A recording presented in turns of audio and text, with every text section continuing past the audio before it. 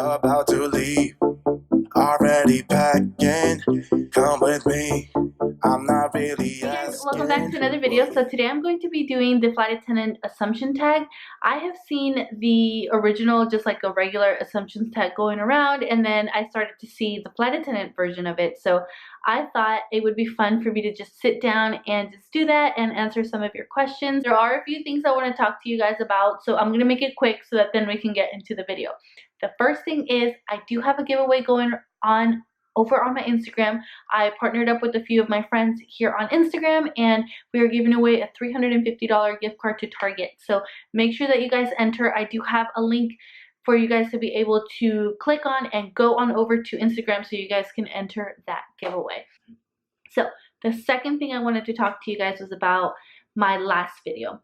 So my last video, I showed you guys that I had to go to the ER. I had things that were going on with me, and I wanted to thank you guys so much for all of your kind messages and your concerns. I actually felt that they were genuine concerns, which is so crazy because we have never met in person, but it feels nice to know that you guys care. And I don't know, I can't explain it, but thank you guys so much. So a lot of you guys are telling me to go get my thyroid checked, and I definitely will, just so that we can at least rule that out and make sure that there's no problem with my thyroid. However, what was happening to me was just a combination of a whole bunch of things, like pretty much girl stuff that was happening, and then I was also not having a good reaction to a medication that had been prescribed to me. So like I said, it was just a combination of things. I wasn't feeling well. I was feeling really dizzy, really lightheaded, and it was just not a good idea to be flying. My lips were numb and everything, so the medication was obviously not sitting well with me, and just like I said, a combination of things. But I definitely want to thank you guys so much for all of your concerns and all of your messages. And yeah, I'm feeling a lot better. So just a quick little update. I'm feeling a lot better ever since my doctor, realized that it was the medication. He gave me another one, and I feel just so much better. I'm finally starting to feel like myself. And yeah, I'm excited to move forward and keep making videos. And yeah, so that's it for that little update that I wanted to give you guys. I also just happened to be vlogging in the middle of that trip when I got sick, and I often get asked like what would happen if a flight attendant gets sick in the middle of a trip. So I kind of wanted to show you guys what happens. There is a procedure that we have to go through, which is to go to the hospital and stuff like that. But I wanted to just share that with you guys and kind of give you a little bit of insight on what happens when flight attendants get sick in the air, because it's possible we can get sick, and sometimes we can't finish a trip because whatever's going on with us. But I'm okay. Everything's okay now. Once I talked to my doctor, we figured out what was wrong, and now we are moving forward and hoping that I can get better. But I do have an appointment coming up so that we can at least do like a thorough checkup and make sure that everything is okay. And let's get into the assumptions that you guys have. So I asked you guys over on Instagram to give me any assumptions you guys had about the flight attendant life, and I'm going to pull them up right now and start getting into them. So the first one is, you're broke throughout training in the first few years on the line. I want to say yes, but it also depends on your situation. For example, I didn't really struggle as much because I have a second income, which is my husband. My husband was, bringing in money, and so I wasn't relying solely on my income in order to survive.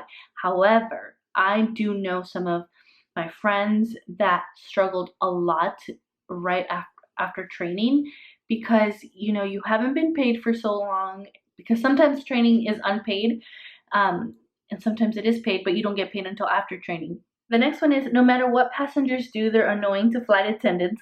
Not necessarily. I feel like for the most part, if us flight attendants get annoyed with passengers, it's usually for a good reason. For example, if we keep repeating ourselves over and over and over again, seatbelt, please put your seatbelt on, or, bag underneath the seat in front of you, or sir, you can't do this, or something like that. I don't know. But if we keep having to repeat ourselves because of safety issues or whatever, and the passenger's not cooperating, that's usually one. Or if they're just flat out rude.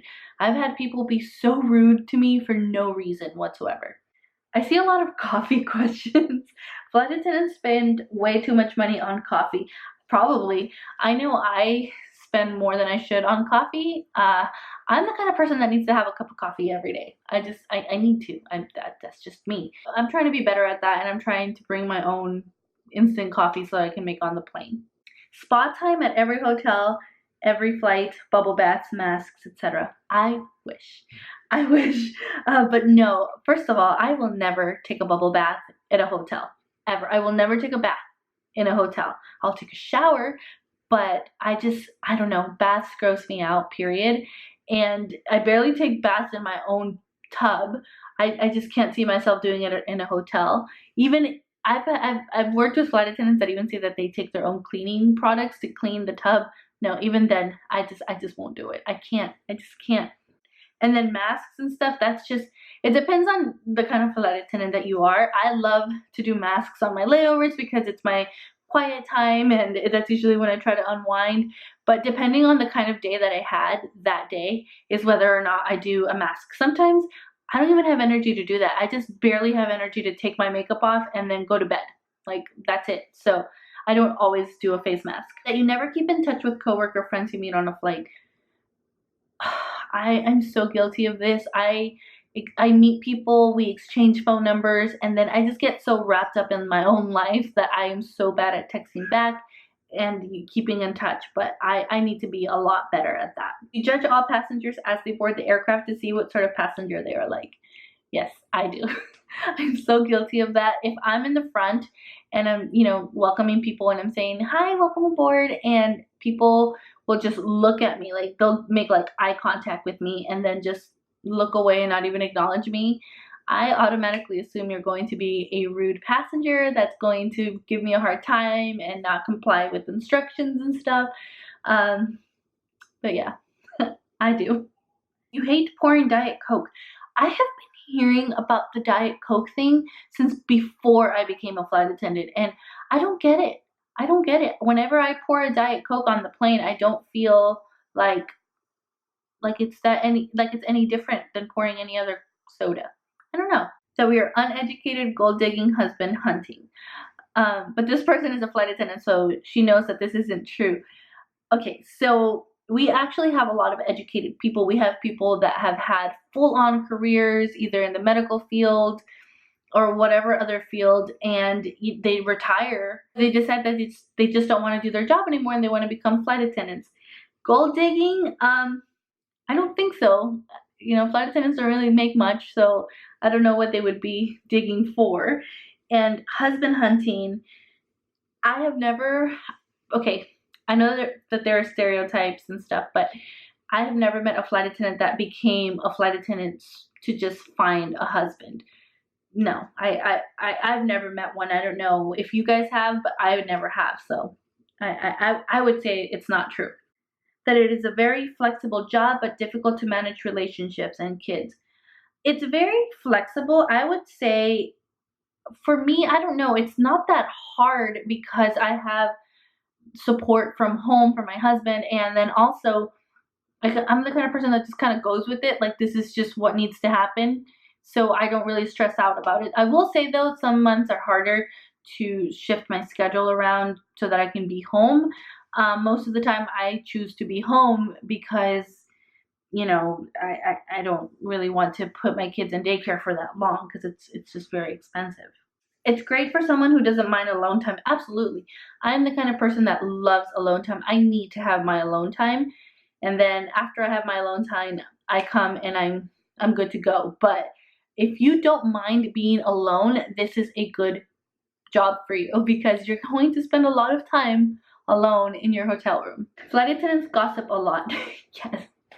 Yes. Think about it. We are in a metal tube, 4 hours for like 4 days with nothing to do after we've done all of our duties. We have nothing better to do. So I try to not really be involved in it because it's too much for me. But yeah, flight attendants do gossip. You have to remind yourself where you are when you wake up on layovers. Yeah. If you guys notice in my vlogs, sometimes I'll be like, today we have to go from, wait, where are we, to, you know, such and such place. I always forget where I'm at. Is the pay as bad as they say? See, I don't think the pay is that bad. I could be also because I'm married and like I said, I have, you know, another income coming in. But even then, I just don't think the pay is that bad.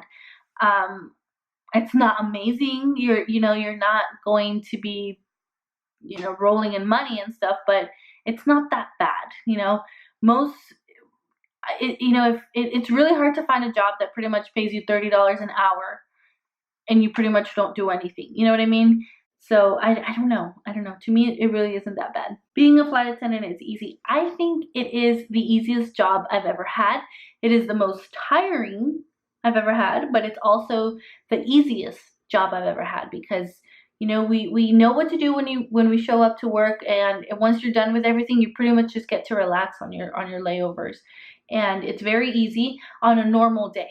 On a day when everything goes smoothly, no delays, no medical emergencies, nothing like that. Everything, as long as everything is going the way it's supposed to go, it is such an easy job.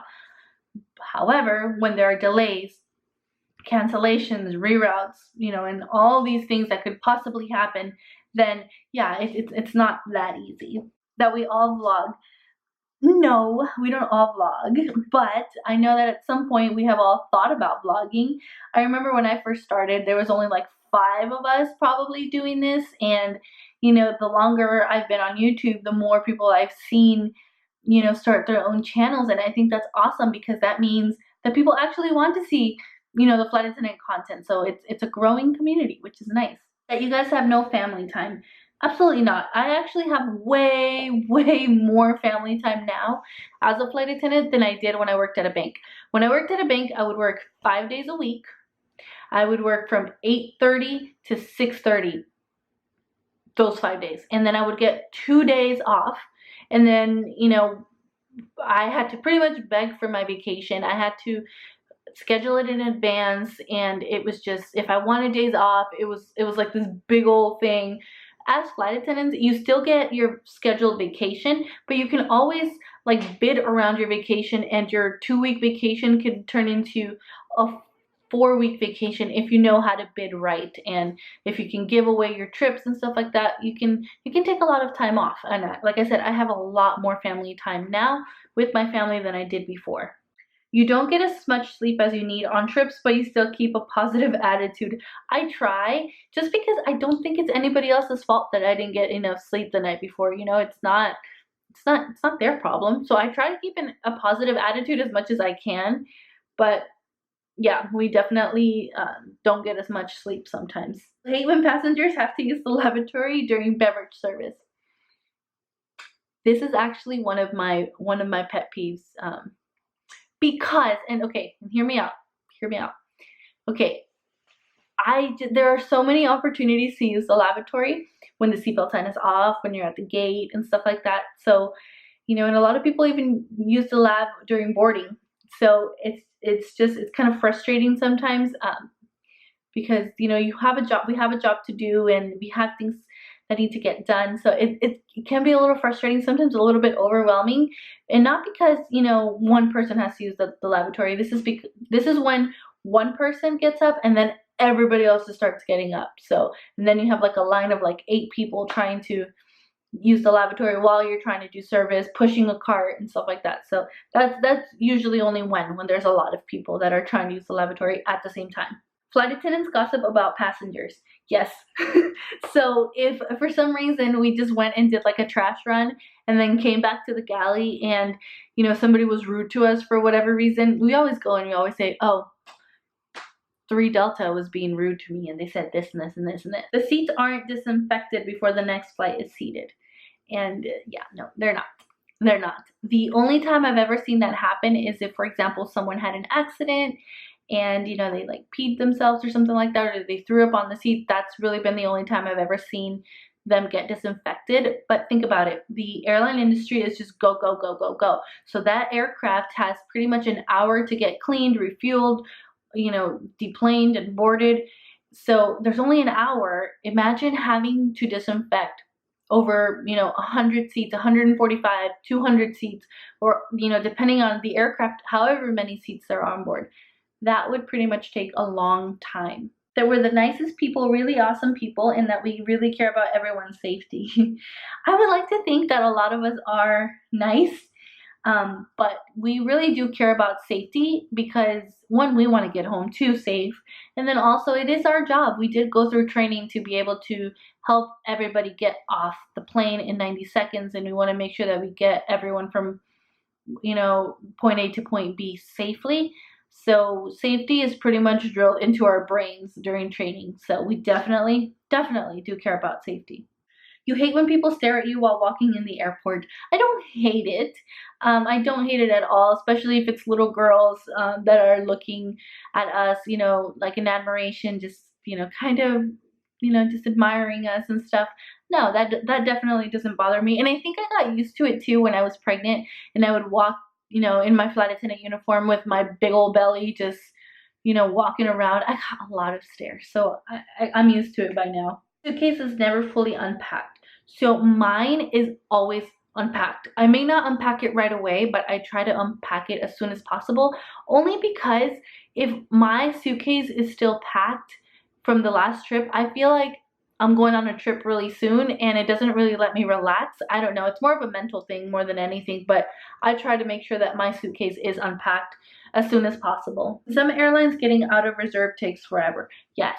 I've had people that were in my class fail training and they got hired with other airlines and they pretty much had to be okay with being on reserve for 20 some years. No lie, like 20 some years. I'm gonna do one last assumption, and honestly, this was asked so much and I was not surprised whatsoever when I kept seeing this one come up. And that is that pilots hook up with flight attendants on layovers. Okay, so yes, some of them do. Some of them, meet and, sparks fly or whatever, and they have a connection, but not everyone is like that. I know a lot of flight attendants that are in real relationships with pilots. It wasn't just like, like a hookup or anything like that. They're in actual committed relationships. So I know that there's that stereotype of flight attendants and pilots always, like hooking up or whatever, but it's not always the way it looks. I'm sure that there's that 1% of flight attendants that became flight attendants for that sole purpose, but not everyone is like that. So anyway, that is it for this video. I hope that you guys enjoyed this type of video. Let me know if you guys want me to do like a personal version of this. You guys assume things about me, let me know, and then I'll go ahead and ask you guys over on Instagram, and then maybe I'll make the video. Make sure that you guys are following me over on social media, and I'll see you guys over in my next video. Bye guys. Take my hand, we'll make it somehow.